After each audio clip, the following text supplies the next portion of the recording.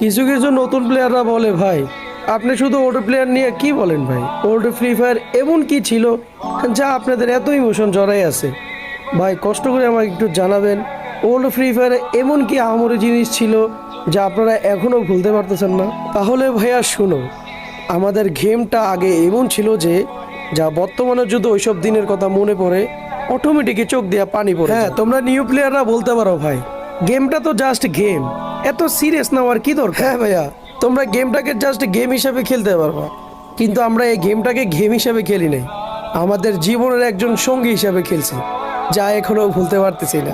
কথায় আছে না, ওল্ড প্লেয়াররা কখনো ভিডিও দেখে কমেন্ট করে না, মুচকি হাসি বুক ভরা কষ্ট নিয়ে ভিডিওগুলো দেখে চলে যায়।